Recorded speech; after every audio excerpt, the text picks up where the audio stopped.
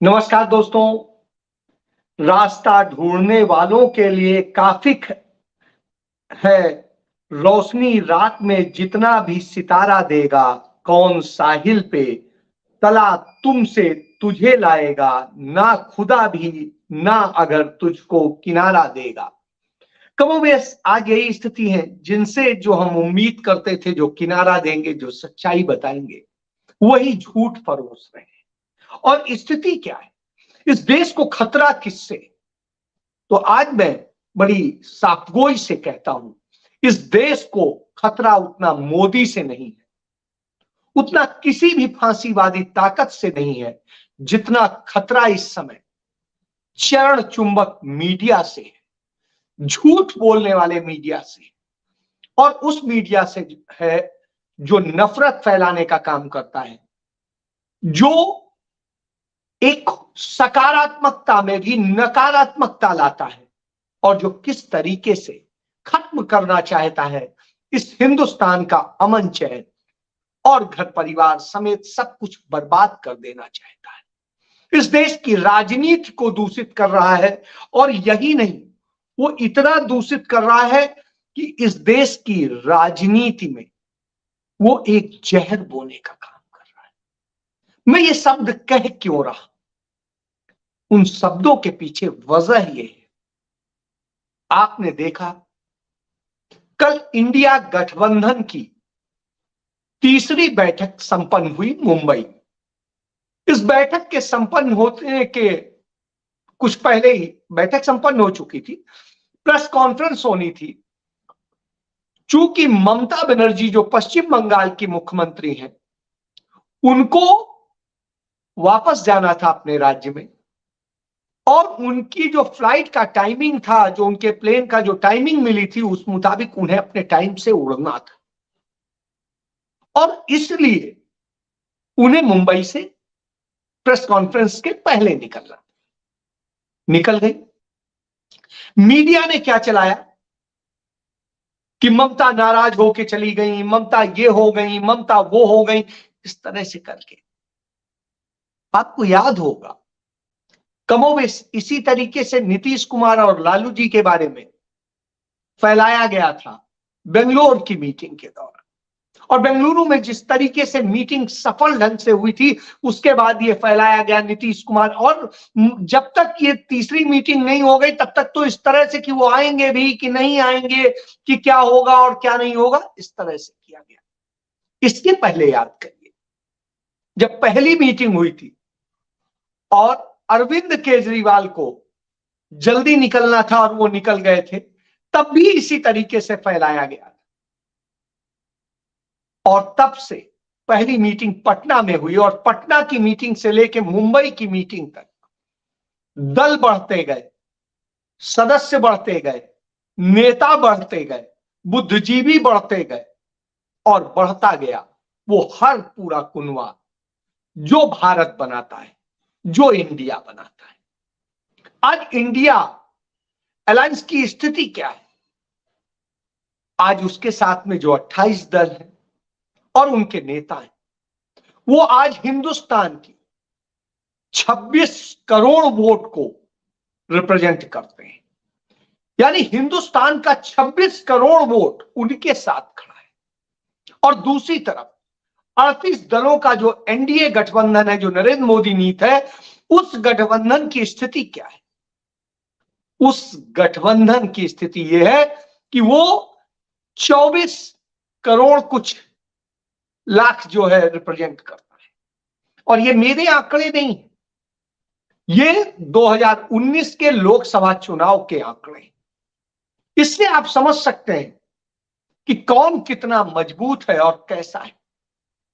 दूसरी चीज ये कि यहां पर कोई तानाशाही नहीं है कि मोदी बोलेंगे सब ताली बजाएंगे, सब पीछे रहेंगे। यहां पर सबको समानता का हक दिया गया है। वह समानता दी गई है कि जितने मिनट, जितने सेकेंड राहुल गांधी बोलेंगे, कमोबेश उसी के इर्द गिर्द सभी बोलेंगे। यह नहीं है कि कोई बहुत बड़ा है और कोई बहुत बड़ा छोटा है, सबने अपने अहम ताक पर रख दिए।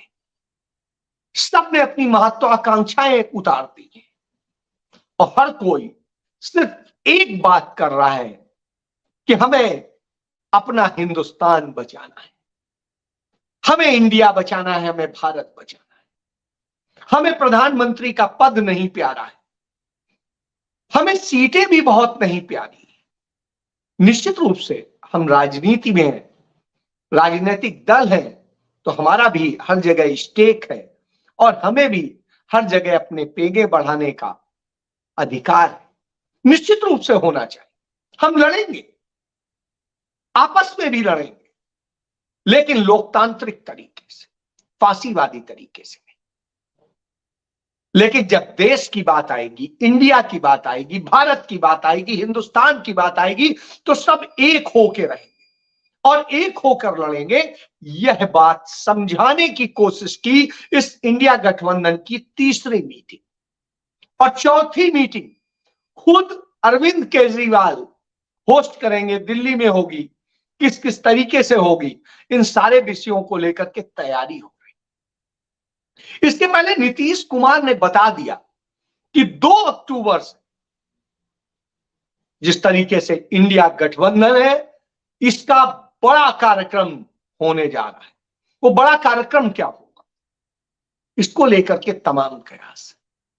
मुझे जो जानकारी है उसके मुताबिक यह बड़ा कार्यक्रम यह है कि राहुल गांधी उस दिन से अपनी तीसरी यात्रा की, तीसरी इसलिए कह रहा हूं, जो उन्होंने भारत जोड़ो यात्रा की, उस यात्रा के दौरान उन्होंने जो 4000 से अधिक किलोमीटर तय किए, उसके बाद में वो छोटी छोटी यात्राएं देश के तमाम हिस्सों में कर रहे हैं और उसे मैं दूसरे का दर्जा देता हूं। तीसरा इसे इसलिए कह रहा हूं क्योंकि ये पूरी एक लंबी लकीर खींचे जाने की स्थिति है और ये लंबी लकीर गुजरात से नॉर्थ ईस्ट तक होगी और उसकी तैयारी हो गई है और उसके लिए पूरी तरीके से कांग्रेस पार्टी और अब इंडिया गठबंधन की ये रैली हो और ये तैयारी हो, तो वो एक होकर के खड़े होंगे।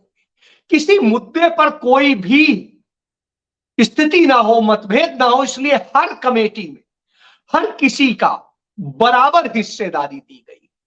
यह नहीं है कि कांग्रेस पार्टी का स्टेक बहुत बड़ा है तो उसे बहुत ज्यादा दे दिया जाए, किसी का स्टेक बहुत कम है तो उसे रिप्रेजेंटेशन न दिया जाए। यह अपने आप में बड़ी चीज है और यह सोच के साथ है कि जो आना चाहता है वो आए कमेटी में। आपका स्वागत, आप कहो, हम संभालेंगे, हम ये जिम्मेदारी लेंगे। और हर कोई अपनी अपनी जिम्मेदारी खुद मांग रहा है। तो जब यह स्थिति हो तो निश्चित रूप से महत्वपूर्ण है।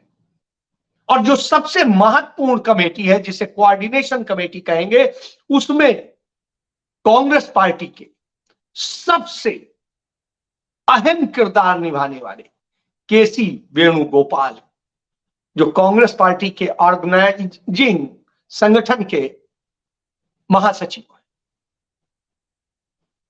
तो आप ये समझिए कि किस तरीके से पूरी तैयारियां हैं, बावजूद इसके फूट डालने, लड़ाई कराने और किस तरीके से इसमें तोड़ा जाए, इसका प्रयास भारतीय जनता पार्टी, नरेंद्र मोदी जितना कर रहे हैं, उससे कई गुना ज्यादा मीडिया यह भूमिका निभा रहा है। मेरे तमाम जानने वाले मित्र हैं मीडिया में, कुछ एडिटर्स से बात हुई और उनमें कई एडिटर्स की ड्यूटी लगाई गई है कि आपके इनसे अच्छे संबंध है, ये आप देखिए कि कैसे इसे तोड़ा जा सकता है और उनसे कहिए हम उनके लिए ये कर देंगे।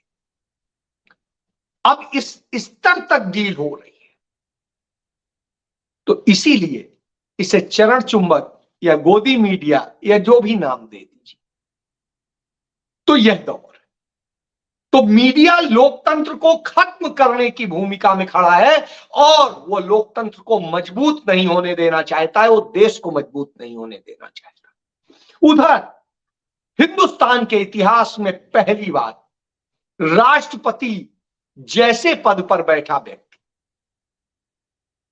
भी यह नहीं जानता है कि संसद का विशेष सत्र आहूत कर लिया। इस तरह की स्थिति है और स्थितियां यहीं तक नहीं है। स्थितियां ये है कि पूर्व राष्ट्रपति को भी भारत के इतिहास में पहली बार वन नेशन वन इलेक्शन के नाम पर इंगेज कर दिया गया। ये इस तरह का हो रहा है कि जो भी लोकतांत्रिक तरीके के से काम हो रहे हैं, उन सब में कैसे किस किस चीज को कितनी अनैतिकता के साथ में घसीटा जा रहा है। यह बताता है कि इंस्टीट्यूशंस की स्वतंत्रता खत्म हो चुकी और अब संस्थागत रूप से भ्रष्टाचार, अनियमितता और कदाचार हो रहा है। चरित्र की हत्या की जा रही है और न जाने क्या क्या। मैं आपको बताऊं कि जिस तरह की ये हालात बन रहे हैं वो निश्चित रूप से चिंताजनक है। मैं नरेंद्र मोदी को 1999 से जानता हूं, 1999 से, जब वो पंजाब में संगठन के प्रभारी थे, और राहुल गांधी को 2008 से जानता हूं, जब उन्होंने पंजाब से अपना युवा कांग्रेस का प्रोजेक्ट शुरू किया था कि युवाओं को उनका हक मिले, और उसकी लड़ाई उन्होंने यहां से शुरू की। नरेंद्र मोदी उन दिनों संगठन मंत्री थे, मैं यहां पर पत्रकारिता करता था, और उस दौरान काफी निकटता में इसलिए रहा क्योंकि उस समय नरेंद्र मोदी को यहां के नेता तवज्जो नहीं देते थे। तो मीडिया के माध्यम से उनका कैसे इस्तेमाल करना है, इसके लिए वो प्रयासरत रहते थे, और इस दृष्टिकोण से वो मुझसे भी मिलते रहे। काफी चर्चा होती थी, तमाम चीजों में वो हमसे मदद चाहते थे, तमाम चीजें होती थी। और इन सब के बावजूद जब उनसे चर्चा करता था तो देखता था कि वो कितनी अच्छी बातें कर रहे हैं लोकतंत्र और दूसरी चीजों और कैसे हिस्सेदारी और सब चीजों को लेकर। लेकिन जब वो मुख्यमंत्री बने और 2002 में उन्होंने जिस तरीके से दंगे करवाए या किए या जो भी कुछ है, उन सब के बाद मुझे उनसे कुछ शिकायत हुई। मैंने उनसे बात करी, उनका नहीं, मेरा कोई हाथ नहीं है, कोई रोल नहीं है। चलिए, मैंने यकीन किया। अभी जब 2023 में मणिपुर में दंगे हो रहे हैं, मैंने फिर एक बार कोशिश की कि उनसे बात हो, लेकिन बात नहीं हो सकी क्योंकि वो देश के प्रधानमंत्री हैं। स्थिति आई। इसके बाद मैं आपको उदाहरण देता हूं। उस समय वो जो कहते थे आज बिल्कुल उससे विपरीत करते हैं। जो जो उन्होंने मुझे कहा था, मुझे हर बात का याद है। आज बिल्कुल उससे उल्टा कर रहे हैं। किसी भी मामले में हो, चाहे विपक्ष के मामले में हो, चाहे इंस्टीट्यूशंस के इस्तेमाल के मामले में हो, चाहे जांच एजेंसियों के प्रयोग के मामले में हो, या जो भी कुछ हो, वो जो कहते हैं उसी का उलट करते हैं। लेकिन राहुल गांधी में और उनमें यही अंतर है। राहुल गांधी ने मुझसे जो 2008 में कहा था, और मैंने उनका जो वो इंटरव्यू पहला लिखा था, उस इंटरव्यू में जो शब्द मैंने तब लिखे थे, राहुल गांधी आज भी उन्हीं शब्दों पर कायम है। यह एक बड़ी बात। राहुल गांधी ने इसके अलावा महिलाओं, बच्चों, किसानों और इन सबको लेकर के, और युवाओं के भविष्य को लेकर, रोजगार को लेकर के, सबको लेकर के जो कहा था, आज वो मैं देख रहा हूं। नरेंद्र मोदी पूंजीवाद को थाम रहे हैं, जीडीपी की बात करते हैं, लेकिन जीडीपी की स्थिति क्या होती है? जीडीपी जिस आधार पर वो बढ़ने का दावा कर रहे हैं, लेकिन वास्तविकता ये होती है कि जीडीपी बढ़ती है तो रोजगार बढ़ता है और सब कुछ बढ़ता है। लेकिन आज स्थिति बिल्कुल विपरीत। जीडीपी बढ़ने का दावा हो रहा है, लेकिन रोजगार लगातार घट रहे हैं। और जैसा कि मैं पहले बता चुका हूं कि हिंदुस्तान में इस समय 90 करोड़ लोग बेरोजगार, 90 करोड़ लोग बेरोजगार।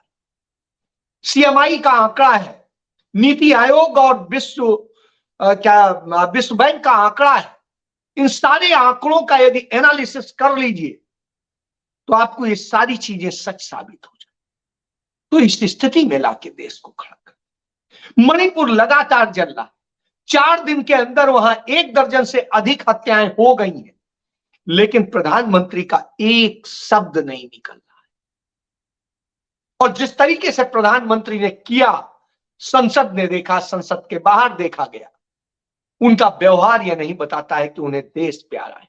उन्हें सिर्फ अपनी सत्ता प्यारी है और वो सत्ता के लिए काम करते। तो यह बात नरेंद्र मोदी ने साबित कर दी कि वो सत्ता के लिए कुछ भी कर सकते हैं, और यह स्थिति है।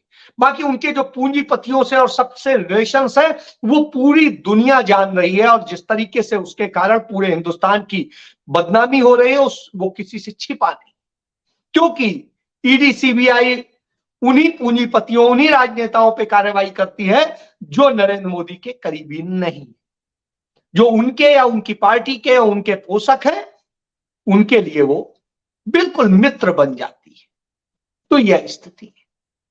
इसके साथ साथ जो हालात है, लगातार अपराध और दूसरी चीजें जो बढ़ रही हैं, महिलाओं का जीवन असुरक्षित हो रहा है, उस स्थिति में सवाल होता है। एक मैं नजीर देना चाहूंगा कि राजस्थान में अपने ही परिवार में ससुराल पक्ष और मेहर पक्ष के लोगों में आपस में घर में लड़ाई होती है, और उसी घर में पति अपनी पत्नी की जो है साड़ी फाड़ के उसे नग्न कर देता है और उसके बाद में घसीटता ले जाता है।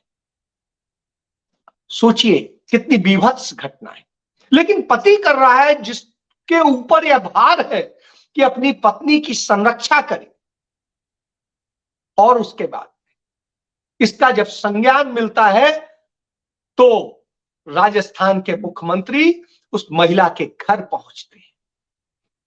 उसको उसके जो वो चूंकि पेट से है, तो उसके होने वाले बच्चे का कैसे भविष्य सुरक्षित हो, उसके लिए 10 लाख रुपए की एफडी कराते हैं, उसको सरकारी नौकरी भी ऑफर करते हैं, और बहुत कुछ करने की बात हो, उसे इंसाफ दिलाने की बात होती। 11 लोग तुरंत गिरफ्तार कर लिए जाते हैं। यह क्विक एक्शन होता है। प्रियंका गांधी इस पर तुरंत एक्शन की बात करती हैं। यह होता है। वहीं राहुल गांधी कल मुंबई थे, वहां पर अपने कार्यकर्ताओं से मिल रहे थे और उनके साथ चर्चा कर रहे थे। आज वो रायपुर पहुंचे, और रायपुर पहुंच के भी उन्होंने वही बातें दोहराई जो वो कहते हैं, जो उन्होंने मुझसे 2008 के इंटरव्यू में कहा था। वही उन्होंने कहा, वही किसानों की बात की, वही आदिवासियों की बात की, वही पिछड़ों की बात की, वही दलितों की बात की, वही अल्पसंख्यकों की बात की, और सबको साथ लेकर के चलने की बात की, नफरत खत्म करके मोहब्बत की बात की। तो मोहब्बत सीखनी है तो वहां आना, क्योंकि ये देश किसी एक व्यक्ति का नहीं है, किसी एक जाति का नहीं है, किसी एक धर्म का नहीं है, किसी एक क्षेत्र का नहीं है, हम सब का है, और इसमें सबको समान है। हर व्यक्ति अपने कर्म द्वारा अपने लिए स्थान बनाता है, तो निश्चित रूप से उसे बनाने का अवसर मिलना चाहिए। इसे कहते हैं स्वस्थ प्रतिस्पर्धा। लेकिन नरेंद्र मोदी की सरकार ने उस स्वस्थ प्रतिस्पर्धा को खत्म करने का काम किया है। आज हिंदुस्तान के अंदर जिस तरीके से भ्रष्टाचार है, जिस तरीके से दूसरा पूंजीगत तरीके से पोषित किया जाता है, व्यापारियों में का जो कंपटीशन होता था, हेल्दी कंपटीशन होता था, वो खत्म कर दिया गया है और चंद लोगों को सब कुछ सौंपा जा रहा। तब सवाल उठता है कि आम आदमी को हक कैसे मिलेगा, और हर आमजन को हक दिलाने की लड़ाई राहुल गांधी लड़, और वही बात उन्होंने कही कि हम जो कहते हैं वो करते हैं। कांग्रेस पार्टी की सरकार ने जहां पर भी जिस राज्य में जो वायदे किए उन्हें पूरा किया, और वक्त पर पूरा किया है जो वायदा किया था। यह बड़ी बात, और इसी आधार पर हम आपके पास आए, चाहे राज्य की बात हो, चाहे देश की बात हो। याद करिए कि राहुल गांधी जब सरकार में थे, केंद्र सरकार में थी, राहुल गांधी के पास तो भले ही पद नहीं था, लेकिन वो अपनी सरकार से लड़ते थे। किसको हक दिलाने के लिए? किसान को हक दिलाने के लिए, आमजन को हक दिलाने के इसलिए यही वजह है कि राहुल गांधी जन नेता और सच्चे नेता के तौर पे जाने जा रहे हैं और नरेंद्र मोदी को झूठा और जुमलेबाज बताया जा रहा है। और मीडिया राहुल गांधी का चरित्र हनन करने के लिए हर कर्म करता है और नरेंद्र मोदी की हर गलती को छिपाने के लिए, उस पर पर्दा डालने के लिए खेल रचता है। और जब नरेंद्र मोदी सरकार की गलत नीतियों के खिलाफ विपक्ष एकजुट होता है तो उस विपक्षी एकता को तोड़ने का काम करता है। इसलिए इस वक्त सबसे ज्यादा यदि सावधान रहने की जरूरत है तो उस मीडिया से है जो आपका भविष्य बर्बाद करने में अहम भूमिका निभा रहा है। उस गोदी मीडिया से सावधान होइए, उस चरण चुंबक मीडिया से सावधान होइए और अपनी राह को खुद जांचिए, परखिए और चुनिए। जय हिंद।